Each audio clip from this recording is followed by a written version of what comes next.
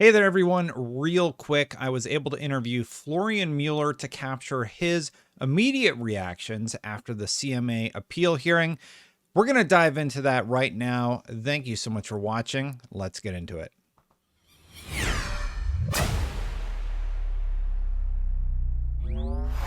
So, if you haven't been paying attention, the CMA just held a preliminary hearing about the appeal Microsoft and Activision have filed.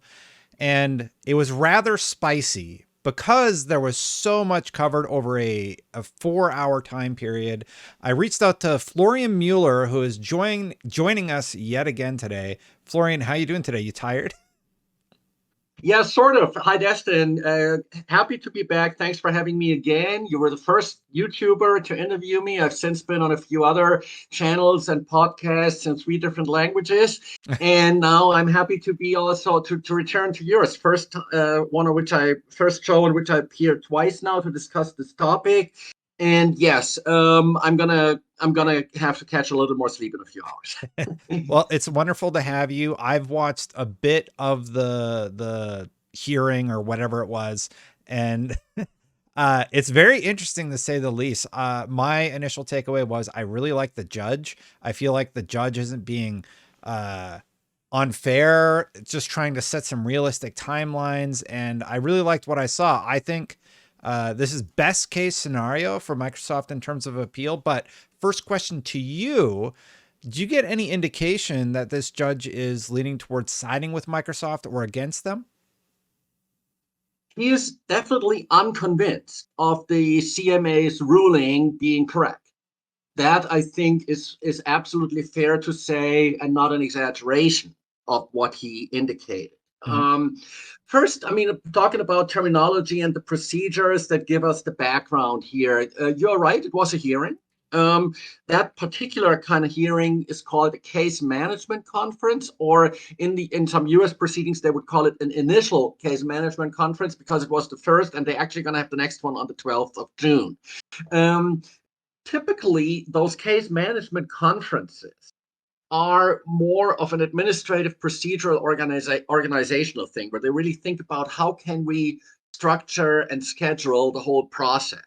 But obviously, in a case like this, that is very much intertwined with the substance of the case. Because, for example, a big part of the argument that you may also have been following yesterday was really about how urgent is this? How important is the fact that the CMA decided to block the merger? Does it matter or doesn't it at all? Because, hey, the FTC in the US is against it as well. That was the argument basically the CMA was making. CMA is also pointing to the fact that there are reviews still ongoing, some merger reviews in places like Canada. Microsoft's counsel then explained why none of that really is an issue. They could close the deal now if not for the CMA. And when you have these interdependencies between procedural questions such as how to schedule the case management, as it's called, on the one hand, and the issues and the economic and legal impact and relevance of all of this on the other hand, then you inevitably also get into the substance of the case a little bit. And that hearing lasted almost 4 hours.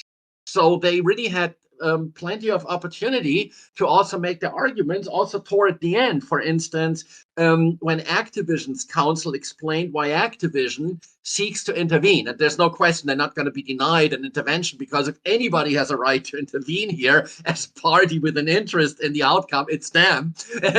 And with Microsoft being the appellant, the company that brought the appeal, Activision is the obvious key intervener.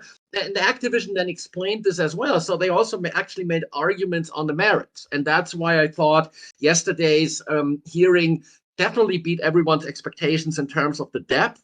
It was Mhm. amazing to hear that the judge has read that 400 plus page ruling already more than once. That's what he said. He said, I read it again over the weekend. He read it again. Um, so that means that the court has assigned this case an incredibly high priority, is going out of its way, the court, to really make a decision very quickly so that this summer there will be a decision. And I personally hope it's not going to get there. I hope that it can be worked out before. I think the CMA has to realize it's on the losing track. Hey there, real quick, if you're watching and you're not subscribed, please consider hitting that subscribe button, hit that bell, and also, if you're already subscribed, hit that like button because it'll help the video get shared. Now, back to the interview. Yeah, it's been really interesting because that morning or the day before, the lawyer mentioned that it was just approved in Korea. So yet again, another place has approved it without concessions.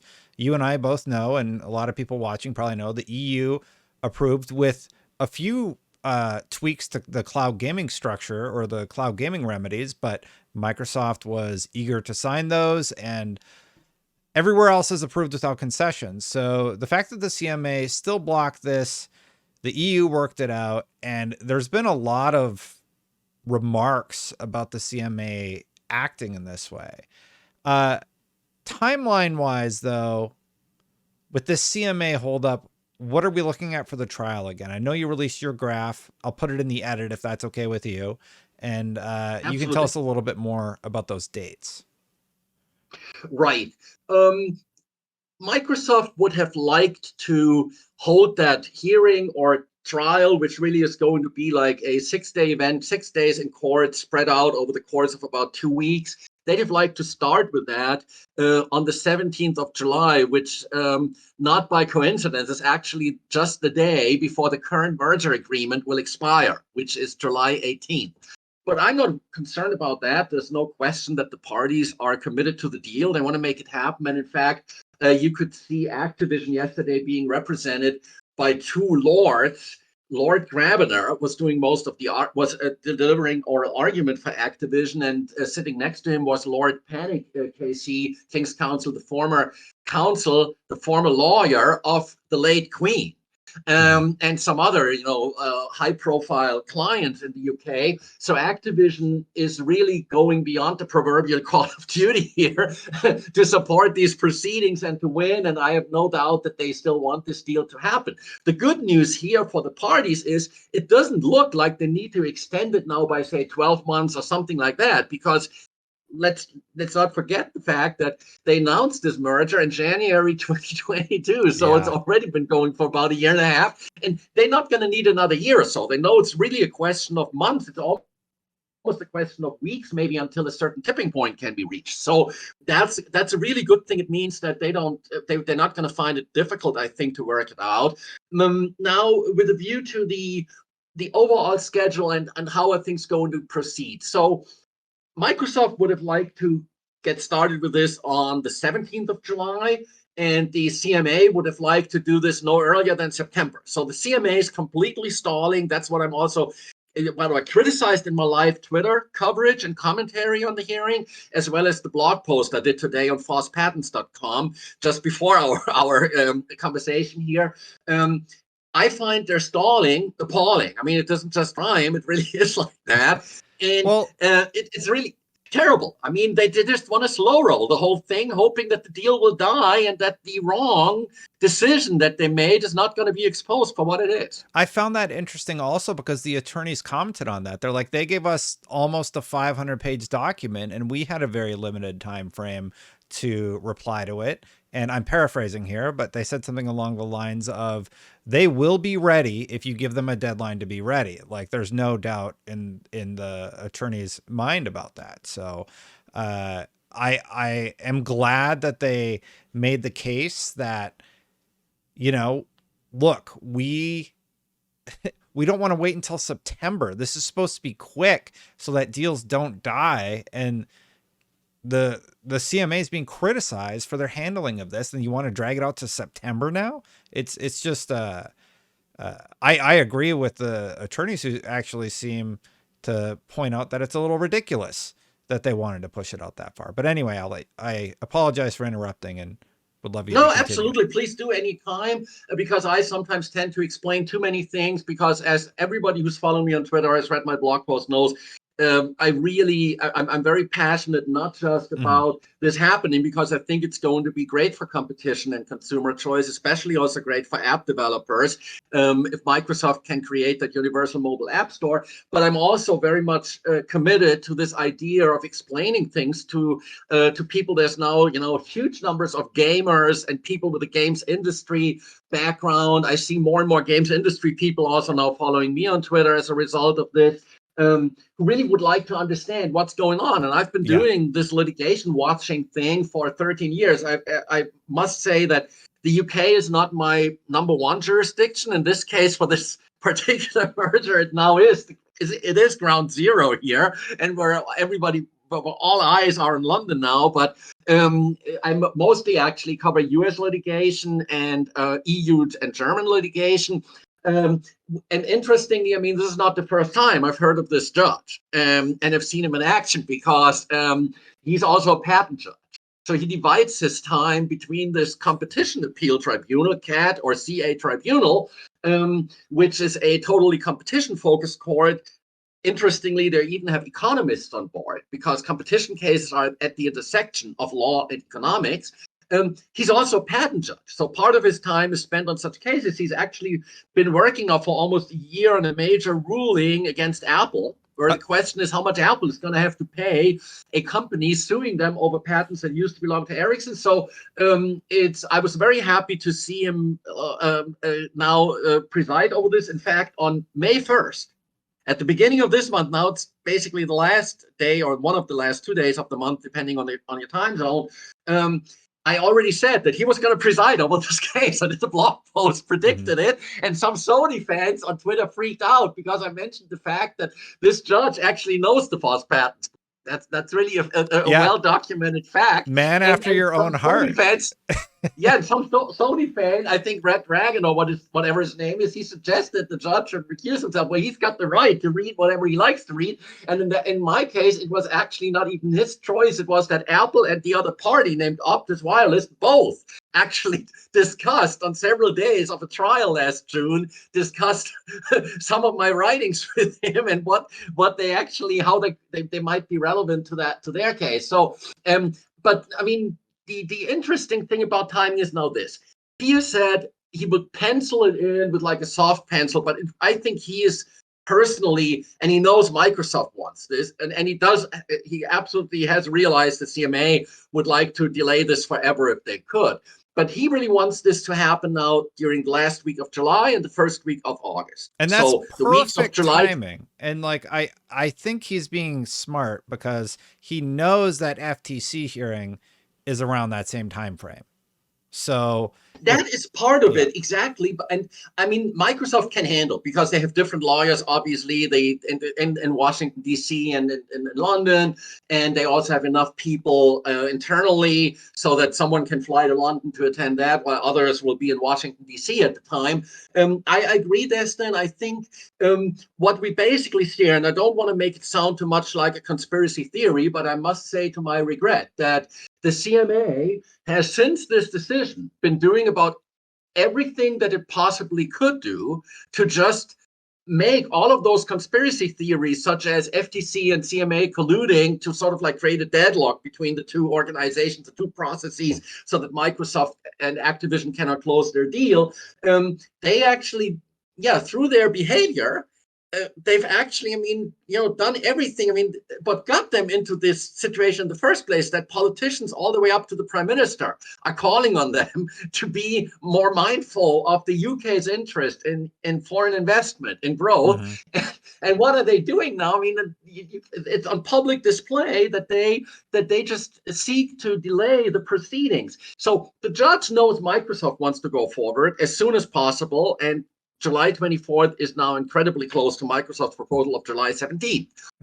Now, Microsoft may, at this June 12th case management conference, the second one then, may face a trade-off. The judge has not yet decided whether all of the expert evidence, so for example, an economist explaining why the CMA is economically wrong, a US lawyer or law professor explaining why the CMA is wrong on US law because it's about those contracts with companies like NVIDIA for GeForce Now and Boosteroid for cloud gaming, where the CMA argued that, yeah, those contracts were really sort of like, not that really fully binding, not that reliable. It's almost, like Microsoft had an easy out from those contracts if it ever wanted it.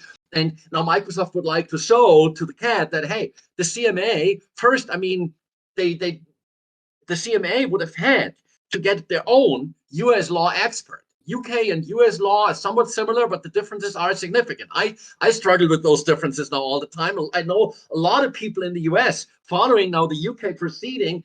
For example, all those Wall Street investors who've bought Activision shares in anticipation of the merger or are betting against the deal, they're following this, and they see that actually there are some differences, and they're not always just subtle. So anyways, the CMA just assumed that they knew about US law. Microsoft would like to show, hey, here we've got a US law professor who's going to show that you were wrong. And even if they've not been wrong, at least their approach was wrong because they would have had to get an expert.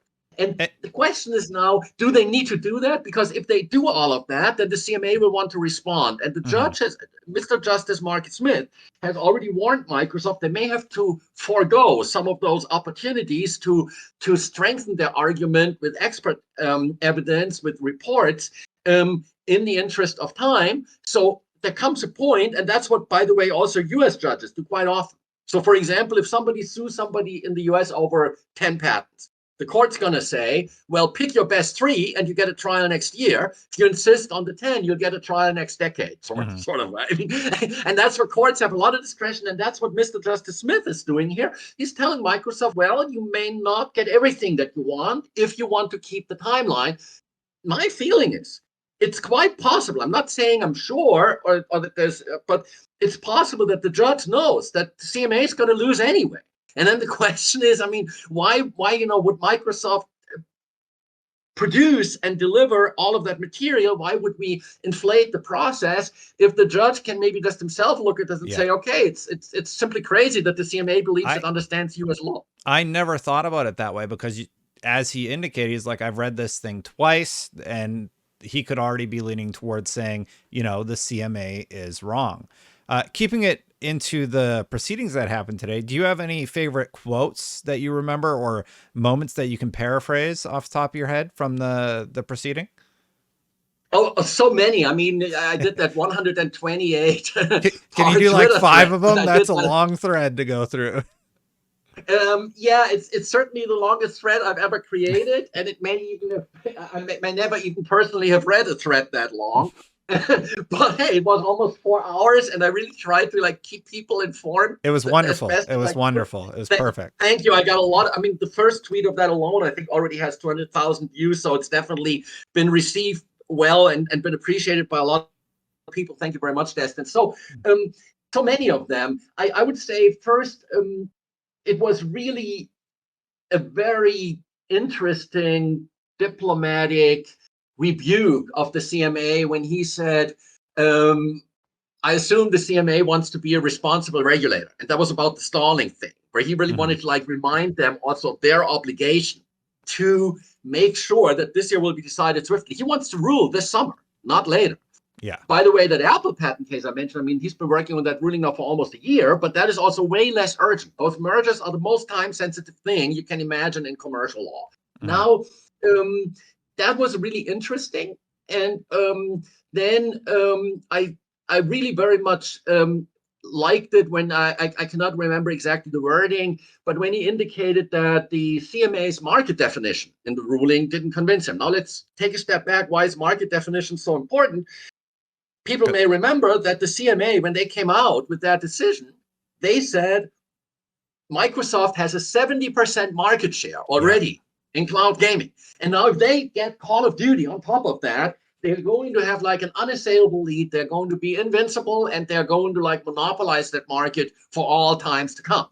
And that was totally crazy. And it's in wrong. fact, on Twitter, it's wrong. It's simply wrong. Because the question is either you first. It starts with the question of whether cloud gaming is even a market or just a delivery method. But even if you said cloud gaming is a market, if you count GeForce Now, if you consider, Luna, and the fact that a lot of Prime subscribers like, me, have access to Luna if they want.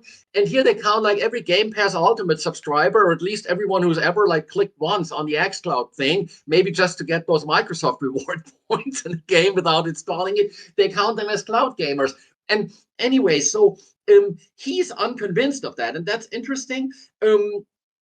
Him being also a patent judge means that even though, of course, he ultimately needs to hear from those technical experts, and they have to explain to him why can't gamers simply install a game locally. The idea being that if Microsoft monopolized cloud gaming, well, what alternatives do gamers have? Are they like locked into the Microsoft ecosystem then and no way out? Or do they have alternatives? And if products are substitutable, meaning you can buy one brand of milk or another brand of milk, but one can substitute the other. And if one store in your town offers both, you have choice in that store. If you have two stores and each of them offers only one of them, you also have choice. You can go across the street to the other store. That's basically what it comes down to here.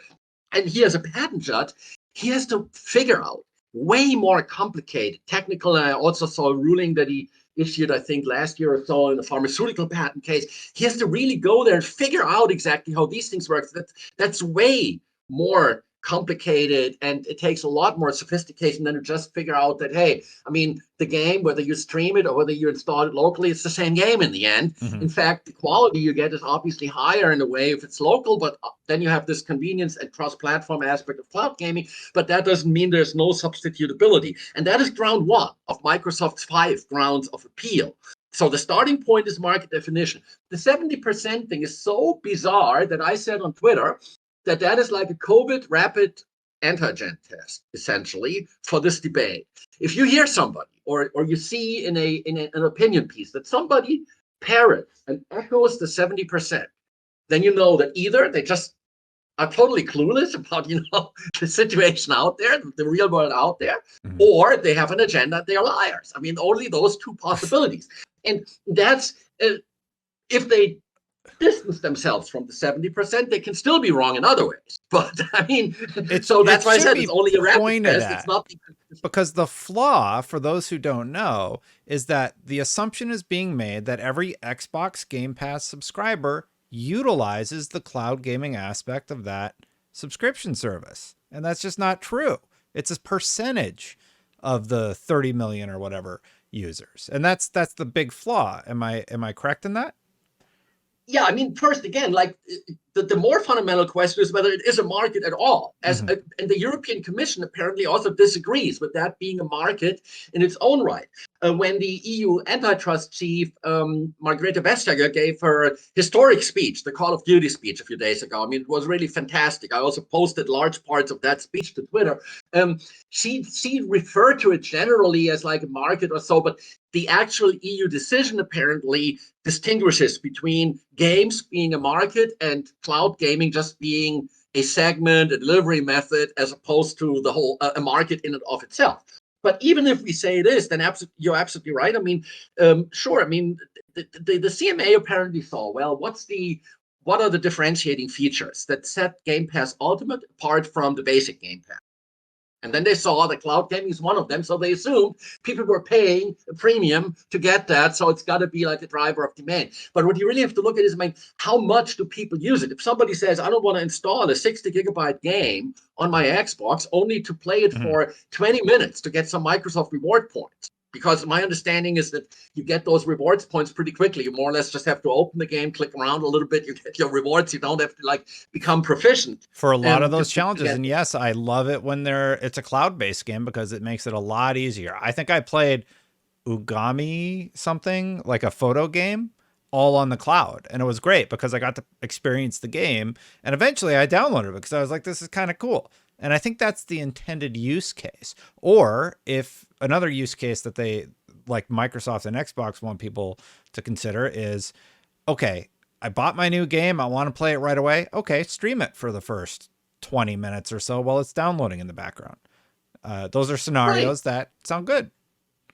And exactly, and there you see the substitutability, because you see substitution happening in the background by the game being downloaded. You're already like substituting the cloud thing while it's happening, not just that you interrupt it to substitute it or abandon it to substitute. You're already doing this in parallel. So that is like the epitome of substitution and substitutability, and that's why obviously if one, but again, I mean, even if you want to say it is a market, then you have to look at really how seriously do people use it, or is it really just for this like first sneak peek at a new game, for this first quick look, for collecting a few rewards points, because then people are not really committed to those games, at least not initially. They may be committed later, like in the example you gave, where you then downloaded it after you collected your reward points. And that's, or tried it out, and that's right. So they really got all of this wrong. Now, why did they get it wrong?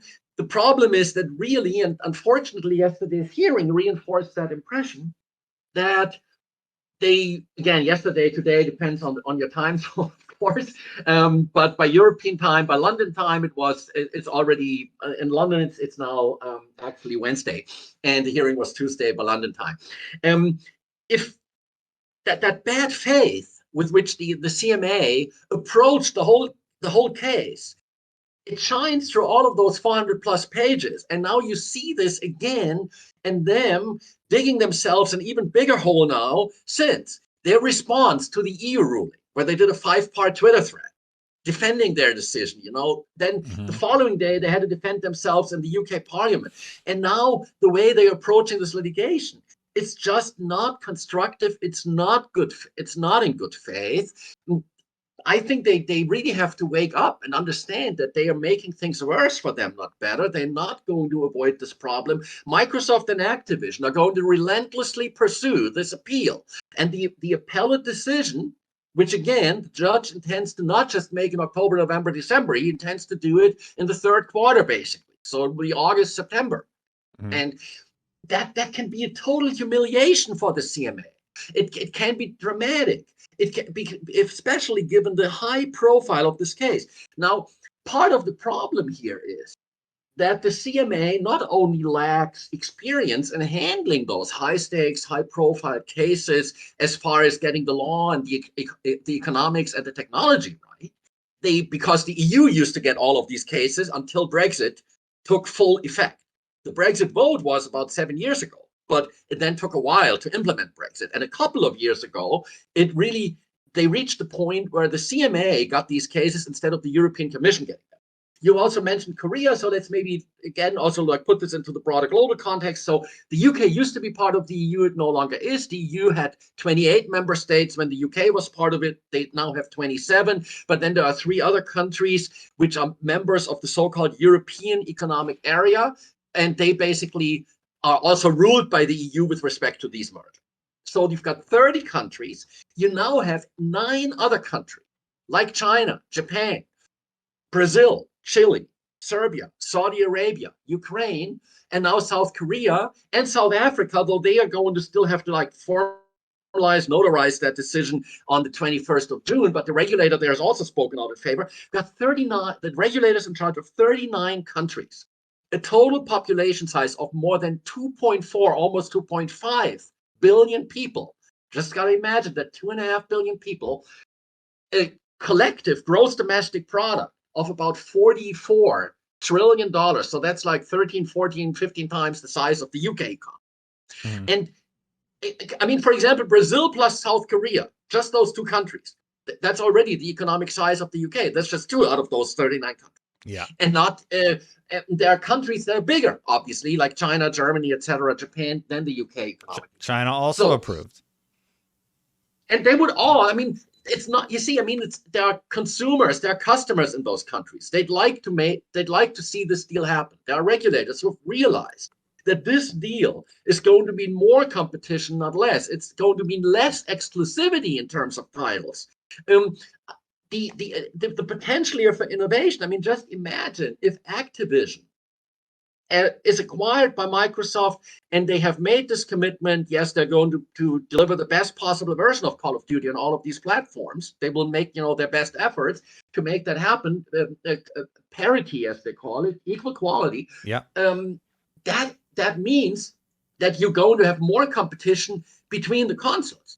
Because if you have features on the Xbox, like, for example, texture streaming, which accelerates access to RAM for certain graphical operations, and you've got more games, and especially games that have this ability to showcase such features that make use of that, then that just means, okay, Sony just has to work harder, right? And And I the other way like that. around, too. And I guess you like that too, right? Like the idea that a big company like Sony has to continue to compete for our dollar. That's what I want. You know, I want Microsoft also has to work for it. Microsoft has things to answer for, like their release cadence, and hopefully the showcase addresses a lot of that.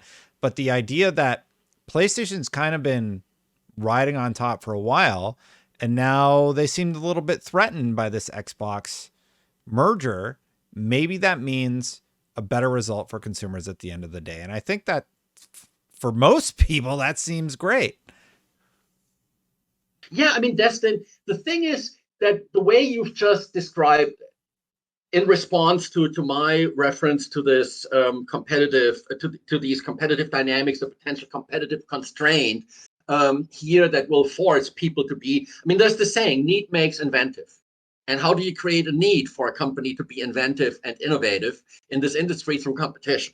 And that's because we don't take the console warrior perspective. Obviously, console warriors, I'm just going to say, right or wrong, my country, right or wrong, my console. I mean, I just want my platform to win, which is absolutely, I mean, it's not just short-sighted, it's totally dumb, because if you had a Sony monopoly, that wouldn't be good for PlayStation gamers. They would be overcharged to an even greater extent than they arguably already are. It would not be good for innovation. It means Sony would get away with releasing a new console just every 20 years. So you need competition there as a consumer. So there's pressure. And you're also right. I mean, the question is not black or white. Look, I mean, I already disclosed on our first call. That's why I didn't repeat it here, since it was already my second visit. Yeah. The fact that, yes, I mean, I make it clear on each and every page of my blog that Microsoft is among my many, many clients. So that's just a fact. But hey, that doesn't mean that it isn't also a good thing for Sony to put pressure on them, that it isn't a good thing,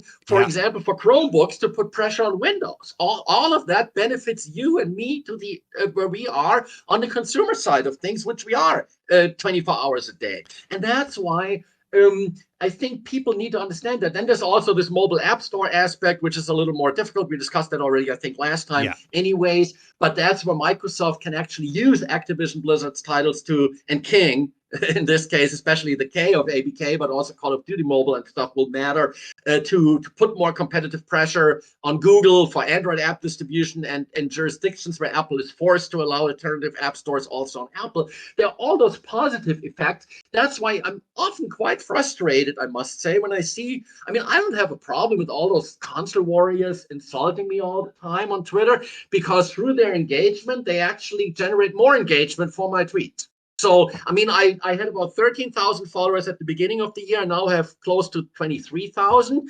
And I probably owe a couple thousand at least to those console warriors, believing that they can actually reduce the impact of what I do by challenging me when the way that those social networks operate is actually makes it work just the other way. It's highly counterproductive from their perspective, and I appreciate their support in a way. So, but what I mean is, what the frustrating part is that they don't see this. They don't see what you and I just discussed. They don't see that. If you're an Xbox gamer, you want Sony to put pressure on Microsoft to innovate and compete, and to you want to have, that's called a competitive constraint, meaning they're disciplined. They cannot just raise prices with impunity. They cannot just delay releases. They cannot just degrade quality. I mean, quality degradations, increasing prices, that's what happens when there's a market failure, when there's no company. Game Pass exists, and their whole strategy, Microsoft's whole strategy with Xbox, exists because PlayStation made them change things up. They had to figure out a different strategy for how they release games to their customers. And if they can hit that release cadence, I mean, that's one of my big criticisms for Xbox. They didn't quite have it where it needed to be in 2022, and 2023 launched with Redfall, which you've probably seen me complaining about. But I do think that they're at this point where they could really hit their stride, and they really want this Activision deal to be part of that strategy going forward. I still think the deal goes through. I've thought it's going to go through since day one. I do have a question for you, though. If they lose this appeal, what do they do in the UK again? Well, that is now a very hypothetical question because, frankly, even though yesterday's hearing was not yet a hearing on the merits, and by the way, we only heard one judge, and there's going to be a panel of three, and you mentioned that the other two have yet to be appointed. But it really looks like I think the flaws in that CMA ruling are quite obvious, and I think there will be the ruling will be reversed. Now, if we think about this totally crazy situation where they remain blocked in the UK, I personally don't see that happening, but if that were to be the case, then at some point with the rest of the world either being in favor or like in the US, you've got a regulator who doesn't like it, but that regulator loses almost every court case. So in the end, you can ignore that one pretty safely too. The question is, are they going to say, we're not going to just for that $3 trillion economy and those 60 million people, we are not just because of one regulator there, not just going to not close the deal. We're not going to abandon the deal because of that. The question is what they would do then. I don't subscribe to all of those so-called geofencing, ring fencing theories where they say, could have like a separate corporate entity taking care of the UK market. But in general, if one just reads the CMA ruling and what they're concerned about, it's just one thing. At the end of the day, they had to drop their console theory after that totally crazy error they made. And it's just that Microsoft might leverage those ABK titles to further cement its alleged, but not actually proven leadership in cloud gaming. And if that's the issue, then I personally would say if they don't offer ABK games on xCloud in the UK, that should actually satisfactorily address the concerns. And in fact, Ground 5 of Microsoft's 5 grounds of appeal is all about the remedy, including what they call comity. And I explained that not just in my Twitter thread where I did some immediate rapid commentary on the summary of Microsoft's appeal, but also I did another tweet then, which was a lot longer, where I explained this concept of comity here, which means that countries respect each other. They don't encroach on each other's jurisdiction. And that's what the UK is doing. And that's part of this appeal. So the CAT could also, for example, simply tell the CMA, well, whether we agree with you on the other points or not doesn't even matter. But the first thing, but at least it is very clear to us that something has to be done about the remedy. I personally would like that to happen even before the final ruling. If the CAT, very strongly encouraged, maybe at this hearing on the merits in late July, early August, encourage the CMA to really, for example, the CMA, what they could do is they could stipulate to a remand. They could agree, they could accept, they could consent to the idea of the thing being sent back to them to change the remedies part. If they just told the court that they are prepared to do that, then the court doesn't have to actually even issue a formal ruling. And so there are many ways in which the problem can be solved. But I personally do not believe that in the end, Microsoft's going to cancel the deal and that Activision doesn't want to do the deal if the UK is the only obstacle. They already know the only obstacle, because if not for the CMA, they would now be at a point where they could tell the FTC, hey guys, we are closing. And the FTC would have to run to a US court to obtain an injunction, which it would almost certainly be denied, like in the Meta Within case, the virtual reality fitness app case. So getting back to what would they ultimately do? I would say they will close one way or the other. I don't see them closing over the CMA's objections at this point, because the CAT, the court, the appeals court in London, is really going out of its way to adjudicate this matter very swiftly, to reach a conclusion very swiftly.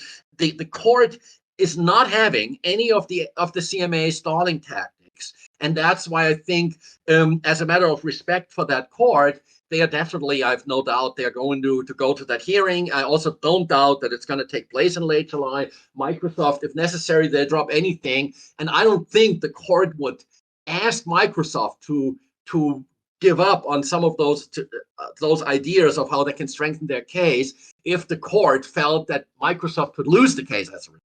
So Yeah. that's my thinking personally. And I'm very optimistic again, but the UK is not going to prevent this from closing. I also think that, and that wasn't an issue last time we spoke, because none of us really thought that the CMA would even be crazy enough to try to block the deal based on cloud gaming after dropping the console theory. But the issue here is also that if you just think about all the political things that have happened since that April 26th CMA ruling, the prime minister issuing the strategic steer and a LinkedIn post, on a Microsoft platform. By the way, yesterday's hearing was streamed by Microsoft Teams, as you may know. So Yeah. the UK sort of runs on Microsoft, including this process on Microsoft technologies. And the political situation is this. Yeah, the CMA is independent, but independent does not mean independent. Independent is not a binary question. It's not like independent meaning that they're like a state within the state and they can do what they want. They do not generate their own income, like taxes or something. They need to be funded by politicians. They need to get appointed by politicians. They can be replaced by politicians. So they're getting a little pressure, is what you're saying. Yeah, Little bit. They will have to be very careful if in this further process, because at some point politicians are going to get tired of those antics, and they're going to do something about it. That's the way it looks to me, as somebody who's seen a lot of such political situations over the years. So that's another factor why I don't see the UK blocking. So even if the CMA wanted to block, it doesn't mean that the UK as a country wants to block, because there are people above the CMA. And even if they wanted to block, the question is, would Microsoft simply say, okay, then we do some kind of UK carve out and we close? Last question for you. I know you got, things to get to and it's late here, so I don't want to take up too much of your time, but I had one question that I really wanted to ask you about, and that was the conflict of interest story that was going around a few days ago. How do you feel about the whole not disclosing the Sony lawyer issue? Yes. I mean, first, when I tweeted about that, seriously, the only thing I wanted to make sure was that people knew what to expect at a UK conference. It was an in-person event, but the reporters were there and there were going to be tweets about that. In fact, the organizers themselves tweeted about that, because it was apparently designed to be a little bit of a response also to the EU. And they were going to talk about this EU-UK divergence on this case and generally now on some of these competition issues. So I really just wanted people to know who the speakers were going to be. And I wanted to know it myself. Some of them, obviously, with some of them was easy to figure out. In this case, the conference organizer, Concurrence, it's a French name, but they are also quite popular in the US antitrust community. They have bios. There's also bio for me, by the way, on that website. So you can click on people's bios. I clicked on it, mentioned Cleary Gottlieb. Cleary Gottlieb is a firm that has basically been at war with Microsoft, adverse to Microsoft, for probably every single day of the last 20 to 30 years. They were already involved with that old EU antitrust case 20 years ago, where Microsoft got fined $1 billion or so, which is, by the way, very little compared to what Google and others have been fined recently. But Cleary represented IBM, which was Microsoft's major foe at the time in the competition, in the competition arena. The key complainant. They represent Google in all of their antitrust cases, especially in the EU, where Microsoft typically used to be not formally a complainant, but definitely supported those complainants, some of those organizations. They've done other things against Microsoft, and now they represent Sony. They're representing Sony worldwide, FTC, CMA, Brussels, everywhere, on this particular issue. Now, I just thought that was a factoid, a tidbit that was worth mentioning.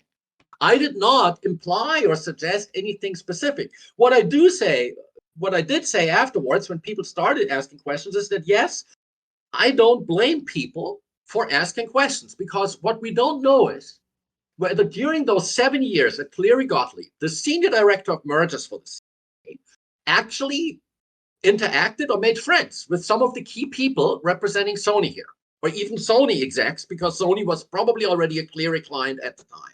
That is just, I think, a legitimate question to ask. He left that firm in 2013. This merger review started 2022. 9 years is a lot of time. But the question is, what are those relationships about? He started his career at that firm. He spent 7 years there.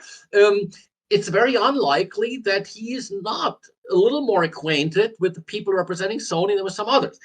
The funny thing is this: a reporter for a major news agency, one of those news agencies everybody's heard of, pointed me to that event when I pointed the reporter to Vestager's, to the EU antitrust chief's tremendous speech, the Call of Duty speech. And he said, you got to watch out. There's this UK thing coming up that could be a response to it, basically, was implying. Okay. I then got back to him and said, have you seen this? There's this guy. He used to work for Sony's firm on this case. And again, that firm also works for Google, which is the number 2 complaint here. They're not as vocal about it as Sony, but they also filed complaints over the deal with regulators. They filed documents seeking to dissuade regulators from approving the deal. So that reporter immediately attached an open mouth shocked emoji to the information I sent him via Signal, and then said, this is the guy that basically made the decision for this. So that is something, yes. That's what this is a reporter, again, for a major news agency. They know this. They have their inside sources, their inside tracks. They know this. They follow this very closely. There was not the average person. He wrote to me on Signal. That is the guy that basically made the decision for the CMA. Those were his words. And that is, of course, interesting. How much of a role did this actually play? Again, I don't claim to have the answer. I do think there are valid questions. But it's a question that should be asked and clarified. Yeah, I mean, the CMA, it's interesting because there's a pattern. He joined the CMA a few years ago, and this is the key mergers guy. Okay, so there have now been 3 decisions that are kind of interesting against that background. The ABK decision. Prior to that, a couple of years ago, there was a merger between 2 UK retailers, Sainsbury and Asda, I think are the names, that was blocked by the CMA. That merger fell through. They did not do what Microsoft and ABK are doing. They did not really appeal it all the way through and exhaust all of their options. They gave up. And in fact, there's a document on the CMA's website where one can deduce from the document that somebody must have raised the question of whether there was a conflict here, because he, and not at Cleary, but at the firm where he spent a few years between Cleary and the CMA, he advised Tesco, the largest UK retailer. So you again had, like in the ABK case, you had this situation here, you see, where a market leader does not want a smaller player to merge, to make an acquisition. It implies that market leader is a former client of his. And then, so they have a document on the CMA website where they try to justify this and say, no, it's not an issue. But the fact that they had to justify it says something. And now there's a third thing. Sony acquired a company in the music business that is very much a UK rights management kind of company, a local competitor. That was a horizontal merger, meaning you have consolidation between companies that should be competing, not with each other, not acquiring each other. You've got a horizontal deal for Sony that just went through, no concerns. So the CMA's decisions, I think, also raise questions. So again, not saying that there is foul play. What I certainly have said in the clearest terms, I think, since that April 26th decision is that it's deranged. That decision is an insanity. And I stand by that. The decision is absolutely crazy. It's not a question of wrong. It's just that it's absolutely unbelievable that somebody with a straight face would say the kinds of things that they have written there. But you then see those connections. You see that there is this theory of the FTC and the CMA basically having agreed to create sort of a deadlock where they were hoping that if the FTC can make some headway while the CMA stalls things in the UK, that ultimately maybe the deal will fall through. That is what Activision CEO said in public. Again, this year is once again something where one may raise questions. We don't have the answers. We were not the fly on the wall when the CMA and FTC chiefs were meeting. It appears to be very clear that the EU antitrust chief, Margrethe Vestager, was not going to join that sisterhood of antitrust enforcers blocking the deal. Yeah. And that's why they are angry with her. but she made a sound decision. I don't even agree with the EU 100%. I mean, I don't agree with anybody 100%, not even with Microsoft on each and every single thing, and not with the EU. I think it was wrong to impose remedies. The remedies are good for gamers. That's why, and I don't think they harm Microsoft or Activision in the end. So, okay. But I don't even see why the EU didn't just clear it unconditionally like South Korea, Brazil, Japan, Chile, etc. did, Yeah. because that, in my view, would be the legally and factually correct decision. At the same time, when you have this political situation, it's all political. It's like big tech, the biggest tech merger ever. And then they all think there has been under enforcement. They've allowed too many deals to go through. And that's the whole problem this deal faces. The specifics of this deal are, it's totally pro-competitive. There's no reason to impose even any remedies. But once again, I mean, if the remedies benefit gamers and are reasonable, then so be it. It's just still, in my opinion, clear that even the EU made a political decision here. They just didn't allow the politics to impact the ultimate outcome. They did not block for politics. And you know what? It's interesting. Michael Pachter sort of said some of the same things you were just indicating here. Like it doesn't really make sense to block. The FTC decision is also strange because they didn't even talk to Microsoft about potential remedies. It does seem political at the end of the day. So how this all plays out is going to be really interesting. Florian, any final thoughts before I head out and eat dinner? Yeah, absolutely. And I'm gonna. I also have some things to do now, and I'll have to catch some sleep again in a few hours. But let me just talk. Let me get back to this point about competition between Xbox and PlayStation. On the one hand, sure, I mean, I can see why Sony doesn't like the fact that Microsoft can afford an acquisition that for Sony would be at least difficult to do. They could do it. But it would be a little bit like when Activision and Blizzard merged. It would be more like a merger between equals if Sony and Activision Blizzard merged, as opposed to an outright acquisition. But could they combine those companies, financially speaking? Competition issues are another question. But I mean, financially, yes, they could. They could just simply issue stock, and then there would be one company, and the shareholders of both companies would ultimately own the combined entity. But it's obviously hard for them to do. But Sony's advantage here, and the problem is that is like almost like a vicious cycle, is this. If you have, say, 70-80% of the market, for example, in Europe, where they have like 80% of the console, if one adopts their position, which is that it's just about PlayStation, Xbox, and we just ignore Nintendo because the FTC, the CMA, and everybody else, and Sony ignore them as well. It means that if they want to do an exclusive deal, either they acquire something and then it's a first-party title, or they have somebody develop it for them, second party, or they do a deal with a third party. They just, for example, like the Call of Duty deal they have where you get double XP on the PlayStation, things like that. Mm-hmm. It's very easy for the one with a very high market share to do that in a profitable manner, because you actually then tell somebody, look, you're going to get more exposure, you're going to get more, you're going to be even bigger on our platform, on the 80% platform. Mm-hmm. You just forego some of these opportunities on the 20% platform. It's a lot easier to do than the other way around. So if Microsoft wanted to go to somebody and say, make it an Xbox exclusive, they have to compensate them for not being on the number one platform. And it's not only a short-term financial question of what sales could they generate, the opportunity cost in the short term, but it's also, I mean, everybody who makes a product like this, a game, you want your franchise to be popular. You want to reach as many people as possible. So it's much easier for the market leader to do this profitably. And that's why I think this deal is a good idea, because it means that Microsoft is simply going to make sure there will be fewer exclusives, especially in that AAA game category. That in and of itself is valuable. Also wanted to add something now about this, maybe like the outlook for the coming weeks.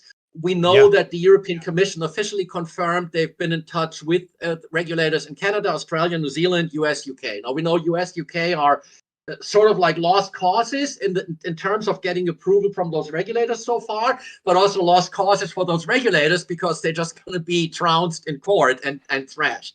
But thinking about what's going to happen in the coming weeks, I think Canada should probably decide pretty soon. I'm fairly optimistic about them being likely, more likely to follow the EU stance, or maybe also just unconditional approval, like China, Korea, Brazil, Chile. In Australia, the process is on hold, but they could restart the clock, as it's called, anytime. So I don't know what the situation in Australia is, but there's no particular reason to expect anything terrible there. New Zealand has a deadline on the 9th of June. So between now and that South African hearing, it's a court hearing, but not because of somebody suing. It's standard procedure that the regulator's decision has to be run by the court, is on the 21st of June. So I would expect a few more clearance decisions, a few more approvals in the coming weeks, further isolating the CMA. Canada could be interesting. That'll be an interesting one if anything pops up, but we'll see. Which one? Canada, you mean? Yeah, I mean, Canada. That's one we haven't really heard much about. I know they're past their deadline or whatever, so we'll see what they absolutely actually say. So what's interesting about Canada and New Zealand and Australia is those are so-called Commonwealth countries. They still have certain historical, cultural ties with the UK. I mean, you can see that their spelling is a little more like British English spelling than American English, right? And technically, Charles III is King of Canada. I think he's still King of New Zealand and King of Australia too. I grew up in Canada, so yeah. and that's so. But I believe that that's not going to really, obviously, that's not going to impact a legal and economics-based decision here, which is about competition in a certain marketplace. And that's why the situation is going to be that the UK's former colonies, that their Commonwealth partners are probably going to follow the EU, or even places like Brazil, as opposed to the UK regulator. So that's kind of an interesting anecdote. The really key thing is that people, before yesterday's hearing, and that would be like my final point here, there were a number of people who really made it sound like this was a lost cause for Microsoft. You can't defeat the CMA in court. The standard of review is that you have to prove the CMA acted irrationally. All of that, people were saying nobody's ever really been able to turn something around. Even if cases came back later to the CMA arrived at the same conclusions again.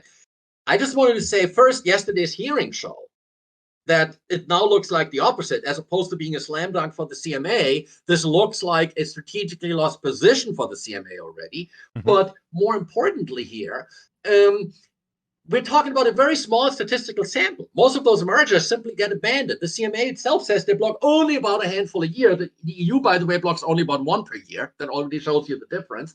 But they say only about a handful per year. And the CMA has only existed for a little over a decade. So over the course of those 13 years, there's been a limited number of cases that got appealed. There's been a limited there that they lost about a third of those appeals. But then in those cases like Meta Giphy, for instance, the outcome in the end didn't change. This case is different for various reasons. We're not going to elaborate on them, but this here is different. People, I think, got it wrong. Yesterday, they could see that the CMA is now actually forced to defend its decision. It has to defend the indefensible. It has to explain the inexplicable. It has to justify the unjustifiable. I see no way that the CMA can get out of that CAT proceeding with a good outcome. It's not going to be like Meta Giphy, where they're just going to be told, well, procedurally, you made a mistake. There are procedural complaints here as well from both Microsoft and Activision, saying the CMA did not actually manage the process correctly and fairly, and they have specific reasons to argue this way. But that's really where the CMA just gets the case back and they can arrive at the same conclusions again. Here, the substance of the case, the court is going to actually rule on the substance. I'm quite sure they're going to rule on market definition. They're going to rule on whether Microsoft's contracts with NVIDIA are meaningful. And it's bizarre to think, it's absurd to believe that a company as sophisticated and wealthy as NVIDIA and experienced would get this wrong and the CMA would get it right. I mean, if NVIDIA believes that contract is a good deal for them and they support the merger, and they are, if anybody would stand to lose anything here, under the CMA's own theory, it would be NVIDIA with GeForce now. And NVIDIA being in favor and the CMA just saying they're different, the CAD's not going to buy that. So I think the CAD will overrule the CMA in these issues, what I would personally like to say, that's my closing point, I would ideally just like, as quickly as possible, like to get the indication from the court that the CMA was wrong on remedies, that either they would have had to accept Microsoft's offer as the EU accepted, not because the EU accepted it, but because it was simply not rational to reject it. It was an offer that a reasonable person would not reject. And or to say you need a UK only remedy, which would mean the deal could close immediately and they could then just work out what to do in the UK. That's what I would just like to see happen, because even though you can find hundreds of errors on those hundreds of pages that the CMA produced, and some of them being serious enough for the decision to be reversed, ultimately the strongest lever here is really the remedy. And if the remedy part got resolved in Microsoft's favor, it's game over for the CMA, and that's what I think we're going to get.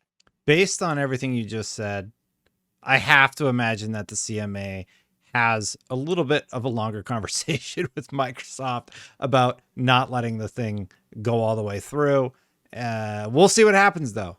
Fascinating. Absolutely, insights. Destin. Thanks so much, and we'll reconnect at some point. Hopefully after the deal has closed. Yeah, for sure. Well, I'll be in Germany in August, so maybe I'll see you there.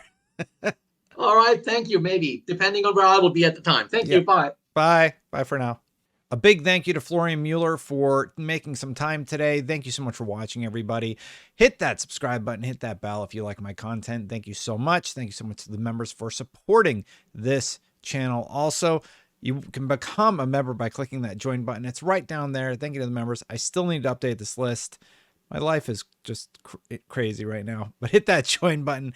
Thank you so much. Also, check out the video I made over on IGN about why the PlayStation Showcase is good news for Xbox.